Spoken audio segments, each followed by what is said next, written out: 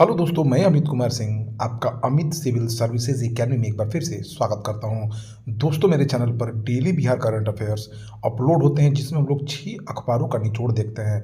इसके साथ साथ मैं दोस्तों राष्ट्रीय तथा अंतर्राष्ट्रीय खबरों को भी इसमें आपके लिए लेकर आता हूं कि जिससे आपको एक भी करंट अफेयर्स, चाहे वो बिहार के एग्जाम हो, चाहे आप कोई भी एग्जाम दे रहे हो, आपको न छूटे। तो दोस्तों देर न करिए, चैनल से जुड़ जाइए। इतना इंपॉर्टेंट करंट अफेयर्स आपको कहीं नहीं मिलने वाला है। Daily Bihar current affairs monthly भी आपको वीडियो मिलता है इस पे, तो पीडीएफ भी आप प्राप्त कर सकते हैं मेरे Telegram channel Amit civil services academy पर, और आप मेरे फेसबुक पेज एसीएस एकेडमी पर दोनों जगह पीडीएफ प्राप्त कर सकते हैं। तो चलते हैं आज के पहले क्वेश्चन की तरफ। देखिए, पहला क्वेश्चन है, पटना के ज्ञान भवन में आयोजित बिहार बिजनेस कनेक्ट 2023 में आए 600 उद्यमियों तथा निवेशकों ने किस क्षेत्र में निवेश में सर्वाधिक रुचि दिखाई है। देखिए दोस्तों, पटना के ज्ञान भवन में बिहार बिजनेस कनेक्ट 2023 में 600 उद्यमी तथा निवेशक आए हैं। इनमें से ज़्यादातर जो निवेशक हैं उन्होंने खाद्य प्रसंस्करण उद्योग में रुचि दिखाई है। ठीक है ना, खाद्य प्रसंस्करण उद्योग है उसमें उन्होंने ज़्यादा निवेश की रुचि दिखाई है। कुछ प्रमुख बातें मैं आपको बिहार बिजनेस कनेक्ट 2023 के बारे में बताता हूँ जो इम्पोर्टेंट है। देखिए, बिहार में लगभग 44 कंपनियां अपना उद्योग लगाएगी। ठीक है, सबसे अधिक निवेश उत्तरी बिहार के जिलों खासकर मुजफ्फरपुर, मधुबनी और चंपारण में मिले हैं। पहले दिन लगभग 26,000 करोड़ के निवेश का समझौता हुआ है। गुजरात की कोमल ग्रुप बिहार में स्पोर्ट्स व योगा वियर बनाएगी। ठीक है, आईओसीएल ने 7,386 करोड़ रुपए का निवेश करने का निर्णय लिया है बिहार में। सावी लेदर इंडस्ट्रीज मधुबनी के पंडोल में अपनी चमड़ा तथा वस्त्र इकाई कुल 274 करोड़ के निवेश के साथ शुरू करेगा। चंपारण में बैग की एक नई फैक्ट्री खोली जाएगी। निवेशकों की सबसे अधिक रुचि मुजफ्फरपुर में रही। यहां पर 70 निवेशकों ने दौरा किया। मुजफ्फरपुर में ऑलरेडी बेला इंडस्ट्रियल एरिया है, वहां पर निवेशकों ने पूरा घूमा और ब्यौरा लिया। इसके साथ साथ इटली की लिमिटेड कंपनी मुजफ्फरपुर में वस्त्र उद्योग लगाएगी। पटेल एग्री खाद्य क्षेत्र में 5,000 करोड़ का निवेश करेगी। टेलीकॉम कंपनी भारती एयरटेल विनिर्माण क्षेत्र में 250 करोड़ रुपए का निवेश करने वाली है। माइक्रोमैक्स मोबाइल निर्माता कंपनी 100 करोड़ का निवेश करेगी। मुजफ्फरपुर के मोतीपुर में पशु चारा की फैक्ट्री खोली जाएगी। बांग्लादेश की प्राण आरएफएल बिहार में फूड प्रोसेसिंग प्लांट लगाएगी। अमेरिका की होल्टेक इंटरनेशनल कंपनी बिहार में सौर ऊर्जा के क्षेत्र में निवेश करेगी। ठीक है दोस्तों, तो बिहार के अगर ये बात की जाए तो ये बिहार बिजनेस कनेक्ट से इंपॉर्टेंट कुछ बातें हैं, और बिहार के उद्योग मंत्री समीर कुमार महासेठ हैं। बिहार का पहला ई कचरा निस्तारण संयंत्र मार्च 2024 से किस जिले में संचालित होगा। देखिए दोस्तों, बिहार कनेक्ट में दिल्ली से आए यूएफएच इंडिया रिसाइकलर प्राइवेट लिमिटेड के रोहन ने उसके मालिक ने औरंगाबाद के बारुण में इलेक्ट्रिक वेस्ट निस्तारण यूनिट स्थापित किया है। कहाँ पर? औरंगाबाद के बारुण में इलेक्ट्रिक वेस्ट निस्तारण यूनिट स्थापित किया। ये बिहार का पहला ई कचरा निस्तारण संयंत्र होगा जो मार्च 2024 से काम करेगा। तो ये कहाँ पर लग रहा है दोस्तों? औरंगाबाद के बारुण में। किस जिले में स्थित पुनौरा धाम मंदिर में मुख्यमंत्री नीतीश कुमार ने सीता वाटिका तथा लौह कुश वाटिका बनाने की घोषणा की है। देखिए दोस्तों, पुनौरा धाम मंदिर जो सीतामढ़ी में है, जो मां जानकी की जन्मभूमि है, वहां पर पुनौरा धाम मंदिर स्थित है। सीतामढ़ी रामायण सर्किट से भी जुड़ा है। तो यहां पर दोस्तों मुख्यमंत्री नीतीश कुमार ने सीता वाटिका तथा लौह कुश वाटिका बनाने की घोषणा की है। किस जिले में स्थित देकुली धाम में मुख्यमंत्री नीतीश कुमार ने विकास कार्यों का शिलान्यास किया है। देखिए, देकुली धाम शिवहर में पर्यटकीय सुविधाओं का विकास जो है मुख्यमंत्री नीतीश कुमार ने किया है। तो इसको ध्यान रखिए, यहाँ से क्वेश्चन बन सकता है। देकुली धाम कहाँ है? तो शिवहर में है। बिहार की मिथिला तथा मंजूषा कला को भारत के कितने राज्य के स्कूली बच्चे सीख रहे हैं। देखिए दोस्तों, सेंटर फॉर कल्चरल रिसर्च एवं ट्रेनिंग की ओर से दिल्ली में आयोजित वर्कशॉप में 13 राज्यों की कलाओं का प्रशिक्षण दिल्ली में चल रहा है। तो यहाँ पर बिहार की मिथिला तथा मंजूषा कला को 13 राज्य के बच्चे सीख रहे हैं। मुख्यमंत्री नीतीश कुमार ने शिवहर बस स्टैंड का नाम किसके नाम पर करने की घोषणा की है। तो स्वर्गीय कमलेश्वरी नंदन सिंह के नाम पर शिवहर बस स्टैंड का नाम कर दिया जाएगा। जीविका द्वारा पटना के गांधी मैदान में 15 से 29 दिसंबर तक आयोजित होने वाले सरस मेले में कितने राज्यों के उद्यमी 500 स्टॉल लगाएंगे। तो देखिए, इसमें 17 राज्यों के उद्यमी जो है भाग ले रहे हैं, जो 500 स्टॉल लगाएंगे। 15 से 29 दिसंबर तक जीविका द्वारा पटना के गांधी मैदान में सरस मेला का आयोजन किया जा रहा है। नेक्स्ट क्वेश्चन तब दोस्तों, सियाचिन ग्लेशियर के ऑपरेशनल पोस्ट पर तैनात होने वाली पहली महिला मेडिकल ऑफिसर कौन बनी है? तो दोस्तों ये फातिमा वसीम है। फातिमा वसीम सियाचिन ग्लेशियर की ऑपरेशनल पोस्ट पर तैनात होने वाली पहली महिला मेडिकल ऑफिसर बनी है। कैप्टन फातिमा वसीम सियाचिन ग्लेशियर की ऑपरेशनल पोस्ट पर तैनात होने वाली पहली महिला मेडिकल ऑफिसर बन गई हैं। फातिमा का ट्रेनिंग सियाचिन बैटल स्कूल में हुई है। फातिमा वसीम को 15,200 फीट की ऊंचाई पर एक पोस्ट पर तैनात किया गया है। हाल ही में इससे पहले स्नो लेपर्ड ब्रिगेड की कैप्टन गीतिका कौल सियाचिन में तैनात होने पहली महिला मेडिकल ऑफिसर बनी थी। ठीक है।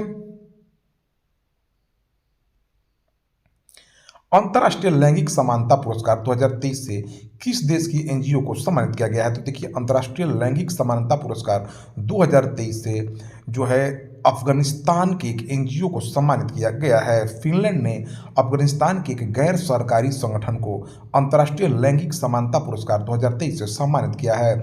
यह एनजीओ अफगानिस्तान में महिलाओं के अधिकारों को बढ़ावा देने और उनकी रक्षा के लिए काम करता है। फिनलैंड के प्रधानमंत्री पेटेरी ओर्पो ने अवार्ड के साथ 3 लाख यूरो भी प्रदान किया है। नवंबर 2023 के लिए ICC women's player of the month award किसे दिया गया है? तो नाहिदा अख्तर को। बांग्लादेश की बाएं हाथ की स्पिनर नाहिदा अख्तर को नवंबर महीने के लिए ICC women's player of the month award से सम्मानित किया गया है। यह अवार्ड जीतने वाली वो बांग्लादेशी पहली महिला बांग्लादेशी खिलाड़ी बनी है। वही ऑस्ट्रेलिया के विश्व कप विजेता स्टार ट्रेविस हेड नवंबर 2023 के लिए ICC men's player of the month बने हैं। गेंद के लिहाज से टी20 में सबसे तेज 2000 रन बनाने वाले बल्लेबाज कौन बने हैं? तो टी20 के कप्तान भारत के सूर्य कुमार यादव ने दक्षिण अफ्रीकी दौरे पर एक नया रिकॉर्ड अपने नाम कर लिया है। गेंद के लिहाज से टी20 अंतर्राष्ट्रीय में सबसे तेज 2000 रन बनाने वाले बल्लेबाज बन गए हैं। साथ ही सूर्या स्टार बल्लेबाज विराट कोहली के साथ संयुक्त रूप से 56 पारियों में मुकाबला हासिल करने वाले खिलाड़ी बने हैं। इंडियन मॉनेटरी फंड आईएमएफ ने अर्थव्यवस्था में सुधार के लिए श्रीलंका को कितने मिलियन अमेरिकी डॉलर की सहायता प्रदान करने की घोषणा की है? तो देखिए, अर्थव्यवस्था को स्थिर करने के लिए श्रीलंका को आईएमएफ ने 337 मिलियन अमेरिकी डॉलर की सहायता देने का निर्णय लिया है। आईएमएफ कार्यकारी बोर्ड ने श्रीलंका के साथ 48 महीने के विस्तारित फंड सुविधा के तहत पहली समीक्षा पूरी कर ली है। श्रीलंका का कुल कर्ज का 52% हिस्सा चीन के पास है। अंतर्राष्ट्रीय मुद्रा कोष संयुक्त राष्ट्र की एक प्रमुख वित्तीय एजेंसी है। पद्म पानी लाइफ टाइम अचीवमेंट अवार्ड से किसे सम्मानित किया जाएगा? देखिए, अनुभवी गीतकार और लेखक जावेद अख्तर को अजंता एलोरा फिल्म फेस्टिवल में पद्म पानी लाइफ अचीवमेंट अवार्ड से सम्मानित किया गया है। उन्हें भारतीय फिल्म इंडस्ट्री में योगदान के लिए अवार्ड दिया जा रहा है। वह जंजीर, दीवार, शोले, डॉन, काला पत्थर और मिस्टर इंडिया जैसे हिंदी सिनेमा की क्लासिक फिल्मों के सहलेखक हैं। अजंता एलोरा फिल्म फेस्टिवल को पहले औरंगाबाद इंटरनेशनल फिल्म फेस्टिवल के नाम से जाना जाता था। Global partnership on artificial intelligence शिखर सम्मेलन का आयोजन कहाँ किया जा रहा है? देखिए, इसका आयोजन नई दिल्ली में किया जा रहा है। प्रधानमंत्री नई दिल्ली के भारत मंडपम में global partnership on artificial intelligence शिखर सम्मेलन का उद्घाटन करेंगे। जीपीएआई एक बहुउद्देशीय पहल है जिसका उद्देश्य एआई संबंधित प्राथमिकताओं पर अत्याधुनिक अनुसंधान को बढ़ावा देना है। इसमें इंटेल, रिलायंस, जियो, गूगल, मेटा, पेटीएम और माइक्रोसॉफ्ट सहित दुनिया के top artificial intelligence game changer भाग ले रहे हैं। पोलैंड के नए प्रधानमंत्री के रूप में किसे चुना गया है? तो डोनाल्ड टस्क जो है पोलैंड के नए प्रधानमंत्री बने हैं। पोलैंड की संसद ने डोनाल्ड टस्क को प्रधानमंत्री के रूप में चुना है। 2 महीने पहले हुए चुनाव में गठबंधन की जीत के बाद टस्क सत्ता में आए हैं। संसद के 460 सीटों वाले निचले सदन में टस्क के समर्थन में 248 संसदीय वोट पड़े। पोलैंड एक मध्य यूरोपीय देश है जिसकी राजधानी वार्सा है। संयुक्त सैन्य अभ्यास विनबैक्स 2023 का आयोजन भारत और किस देश के मध्य आयोजित किया जा रहा है? देखिए, संयुक्त सैन्य अभ्यास विनबैक्स 2023 का आयोजन भारत और वियतनाम के बीच आयोजित किया जा रहा है। भारतीय सशस्त्र बलों की टुकड़ी संयुक्त सैन्य अभ्यास विनबैक्स 2023 के लिए हनोई पहुंच गई है। विनबैक्स के 34 संस्करण का आयोजन वियतनाम की राजधानी हनोई में किया जा रहा है। विनबैक्स एक्सरसाइज भारत और वियतनाम देशों के बीच आयोजित किया जाता है। इस बार यह अभ्यास 11 से 21 दिसंबर 2023 तक आयोजित किया जाएगा। अभ्यास विनबैक्स साल 2018 में शुरू किया गया था। हाल ही में जारी ग्लोबल पोल्यूशन रैंकिंग में कौन सा शहर शीर्ष पर है? देखिए, IQ एयर की रिपोर्ट के अनुसार खराब वायु गुणवत्ता के साथ पाकिस्तान का लाहौर शहर वैश्विक प्रदूषण सूचकांक में शीर्ष पर है। लाहौर में 400 का खतरनाक वायु गुणवत्ता सूचकांक देखा गया है। किसे टाइम मैगजीन द्वारा पर्सन ऑफ द ईयर नामित किया गया है? तो मशहूर सिंगर टेलर स्विफ्ट को 2023 के लिए टाइम मैगजीन का पर्सन ऑफ द ईयर नामित किया गया है। यह उनके संगीत और प्रभाव के व्यापक रूप को रेखांकित करता है। 33 वर्षीय स्विफ्ट ने अपने पूरे करियर के संगीत का प्रदर्शन करते हुए अपने इरास टूर पर दुनिया भर में कार्यक्रम आयोजित किए हैं। टाइम पत्रिका ने 2022 में यूक्रेनी राष्ट्रपति व्लादिमीर जेलेंस्की को पर्सन ऑफ द ईयर नामित किया था। नासा के मार्स रोवर को ऑपरेट करने वाली पहली भारतीय कौन बनी है? तो देखिए, अक्षता कृष्णमूर्ति संयुक्त राज्य अमेरिका में national aeronautics and space administration के साथ मार्स रोवर को ऑपरेट करने वाली पहली महिला भारतीय बन गई हैं। उन्होंने एक सोशल मीडिया पोस्ट के माध्यम से यह जानकारी दी है। अक्षता मैसाचुसेट्स इंस्टीट्यूट फॉर टेक्नोलॉजी से PhD होल्डर हैं। वह पूर्णकालिक अवसर के लिए नासा में शामिल हुई हैं। भारतीय मूल के किस उपन्यासकार को सिंगापुर के सर्वोच्च कला सम्मान से सम्मानित किया गया है? तो भारतीय मूल की उपन्यासकार मीरा चंद को सिंगापुर के सर्वोच्च कला सम्मान से सम्मानित किया गया है।